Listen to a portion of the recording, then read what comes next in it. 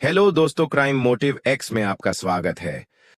पंडुबा का श्राप बिहार के भागलपुर जिले के पास एक छोटा सा कस्बा है पंडुबा।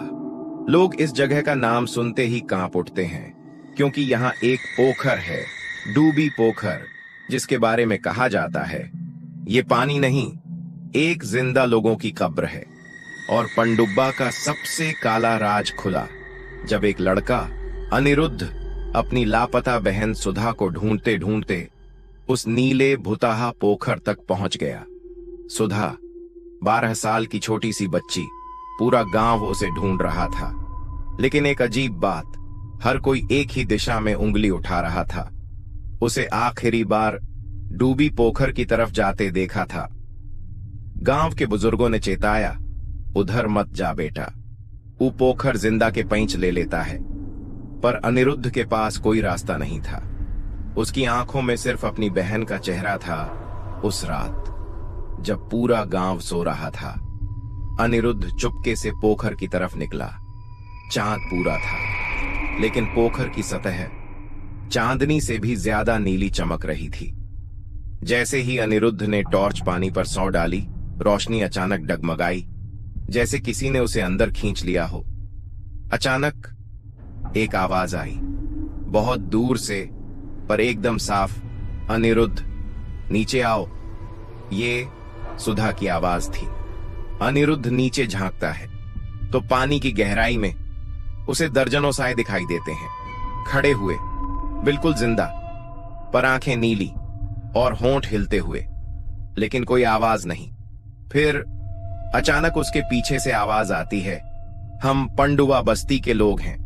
वह मुड़कर देखता है, एक बूढ़ी औरत, सफेद कफन जैसे कपड़े और काली धंसी हुई आंखें। औरत कहती है, हम इस गांव के पहले रहने वाले थे, हमारी जमीन मंदिर बनाने के लिए चाहिए थी।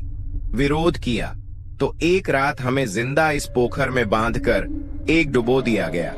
उसने कहा, हमारा गांव पंडुबा यहीं नीचे है, हम मरे नहीं, पानी में फंस गए। अचानक पोखर उबलने लगता है, नीली लहर उठती है और अनिरुद्ध को पानी में सुधा दिखाई देती है, लेकिन वो वैसी नहीं थी जैसी पहले थी। चेहरा नीला, आंखें काली, होंठ ठंडे। बूढ़ी औरत बोलती है, तुम अपनी बहन को चाहते हो, हम अभी छोड़ देंगे, पर बदले में एक रूह चाहिए। अनिरुद्ध चीखता है, किसकी? और जवाब आता है, जो खुद आए उसी की। अनिरुद्ध समझ गया, ये लेन देन है, या तो वो या उसकी बहन हमेशा के लिए नीचे फंस जाएगी। उसकी आंखों में जवाब साफ था। वह पानी में उतर गया। जैसे ही वह नीचे गया, पानी उबलता हुआ गर्म हो गया। नीचे उसे पुराने घर, टूटी छतें और जिंदा लोग चलते हुए दिखाई दिए। वही पंडुबा बस्ती जो इतिहास से मिटा दी गई थी। एक बच्ची, सुधा जैसी, दरवाजे पर बैठी मुस्कुरा रही थी। वो बोली, देर कर दी भैया। और अचानक सुधा को ऊपर फेंक दिया गया। अनिरुद्ध नीचे खींचा गया। सुबह गांव वालों को सुधा पोखर किनारे मिली, बेहोश पर जिंदा। होश आते ही वह चीख पड़ी, भैया को निकालो, वो नीचे है, वो सो नहीं रहा, पहरा दे रहा है। गांव की दादी बोली, जो अपनों को बचाने आए वो खुद पोखर का रक्षक बन जाते हैं। उस रात गांव वालों ने सुना पोखर से एक लड़के की आवाज, लौट जाओ, अब मैं यहां का रखवाला हूं। कहते हैं अगर कोई रात को डूबी पोखर के पास जाए तो उसकी आंखें काली और आवाज बदल जाती है, क्योंकि नीचे अब भी पूरी बस्ती जिंदा है और पोखर धीरे से फुसफुसाता है, एक आया तो दूसरा जाएगा।